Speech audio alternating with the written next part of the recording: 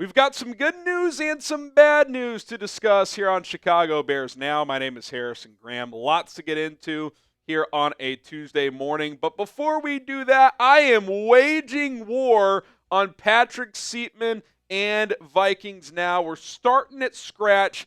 0 new subscribers from this point forward, at least through the rest of the week, maybe the rest of the month. Let's see who can win this battle. Listen, the Vikings swept us on the field this year. They had a great season.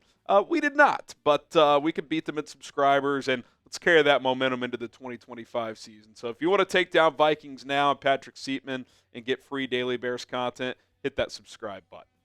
Okay, let's talk about some good news potentially. Ian Cunningham potentially leaving to go be at the Jaguars general manager. He was the first name that got reported that they are requesting to interview to be their GM. And look, I'll just flat out say it. I want those draft picks. I like Ian Cunningham. He seems to be a good executive. I think he's been a good partner for Ryan Poles, but the Bears have Jeff King. I think he's ready for a promotion if that's where this ends up going. And I just think, look, he's been here for 3 years. I think he's a well-respected exec in the league. He deserves this opportunity. And for the Bears, for this NFL draft in particular, you add a third-round pick this year and then a third next year, but you already have 8 picks. It would give you 9. It just gives you more ammo in the sweet spot of this draft specifically.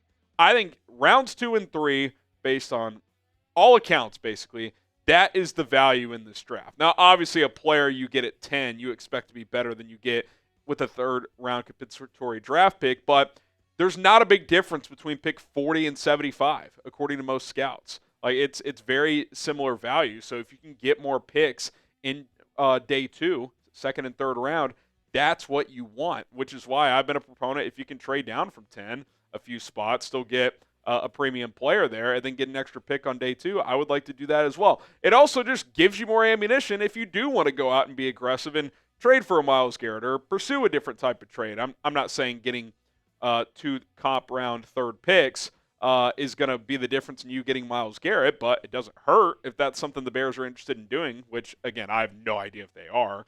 Did a full video on Garrett yesterday if you want to check it out, but I'd at least be interested. And if I have more picks, which can help me fill other needs, if I do trade some picks to go get them, that certainly helps. Jonathan Jones has the list of interview requests here in addition to Ian Cunningham, Chargers assistant GM Chad Alexander, Giants assistant GM Brandon Brown, Bengals senior exec Trey Brown, Cunningham, and then Bucs assistant GM Mike Greenberg, not to get confused with the ESPN personality. But Cunningham was the first one reported by Schefter and Albert Breer, I believe. And there's been some internet buzz, too, that if he likes the structure there, he's the favorite to get the job. So we'll see how that ends up playing out. Do you guys want Ian Cunningham to land the Jags job? Type Y for yes, you do. You want those draft picks. Type in for no, you want him to return. The silver lining here is if he doesn't get it, he's a good exec. You get him back. It's not like the end of the world, but I would just like to get that draft capital if I'm the Chicago Bears.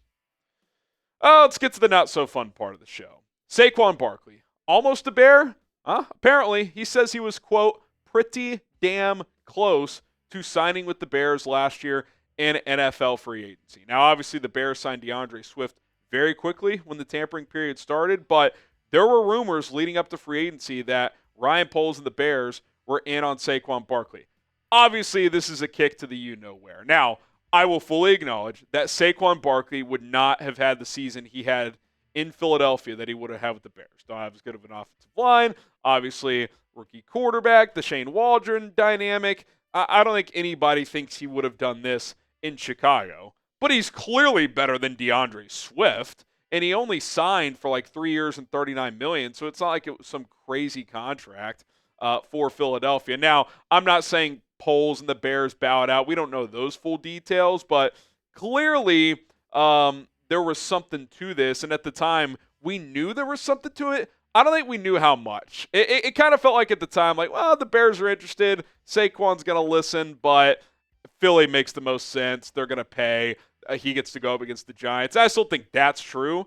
But when he says pretty damn close, I mean, I got to take his word for that. Like, I don't think he's blowing smoke up our ass. when he says he almost signed here. So, yeah, apparently he was pretty interested. Obviously, running back's a position we've talked about a lot. Despite signing DeAndre Swift, I think you need to get someone else to pair with him. The good news there is that this is a good draft to do that. But I think there's a lesson here. I think there's a prevailing thought that, and we're going to talk about in a second, no more being the bridesmaid. Doesn't mean you overpay for every free agent you want. It means, though, when you identify a top free agent out there, you do whatever it takes to get him. And maybe you couldn't have gotten Saquon no matter what.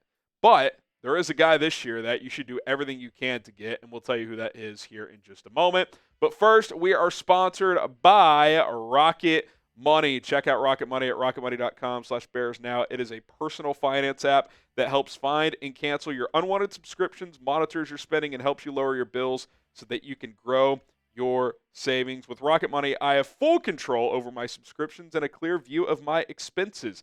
All my subscriptions are laid out on one screen with Rocket Money, and if I see something I don't want, Rocket Money can help me cancel it with a few taps. That simple.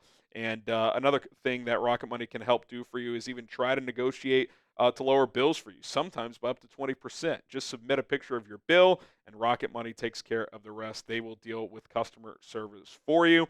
Rocket Money has over 5 million users and has saved a total of $500 million in canceled subscriptions, saving members up to $740 per year when using all of the app's features. So stop wasting money on things you don't use. Cancel your unwanted subscriptions by going to rocketmoney.com/Bears now. That is rocketmoney.com/Bears now. Link is in the comments and in the description. Stay on top of your finances. Forbes signs off on them. It's rocketmoney.com/Bears now. Go get the big fish. And look, I do think there's a balance with free agency. There's precedent where I remember 3-4 years ago, the Patriots spent a crazy amount in free agency and it didn't work out.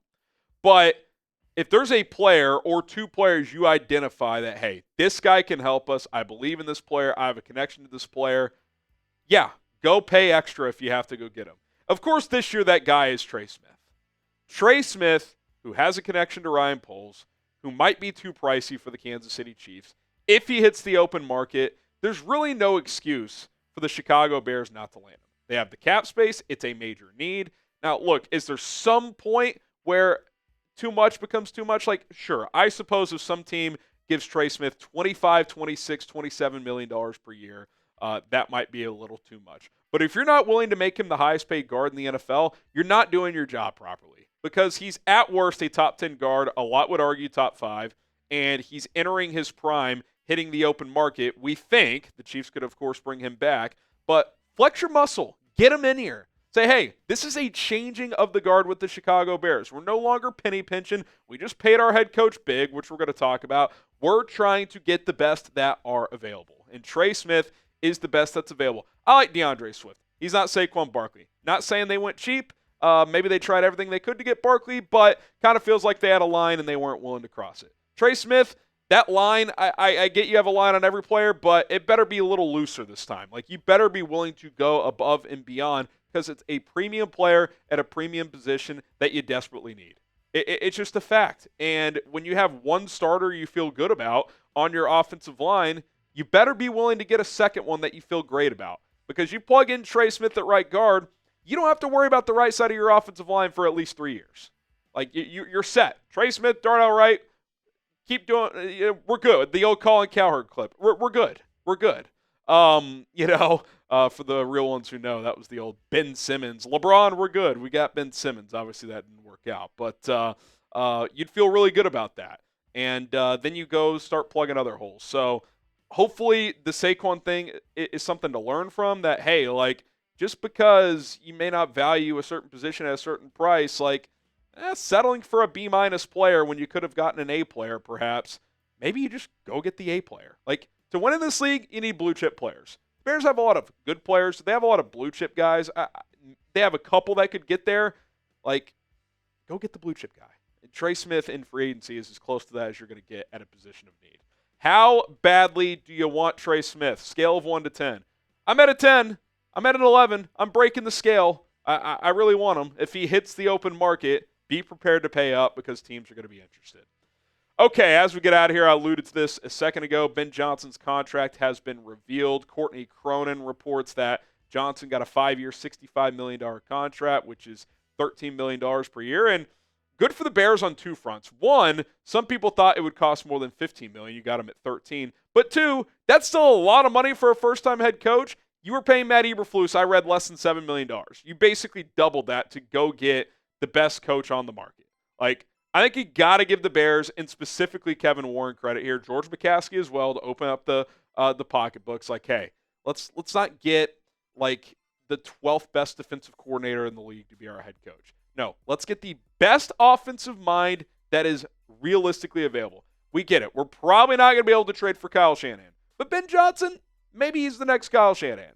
We're going to go get him, and we're going to go pay money to get him. He wants to be here. We want him here. Let's go get it done. So kudos to the Bears again. Doesn't mean it's going to work, but you can't fault the thinking in the process this time. There's plenty to whine and complain about how they've done things in the past. Like, they identified the guy they want and they paid up for him. It's kind of hard to balk at that process. All right, that's going to do it for this edition of Chicago Bears Now. We will be back this afternoon with another video, or if there's breaking news, we'll be back very soon. We'll see you guys then. Subscribe, and let's take down Vikings Now.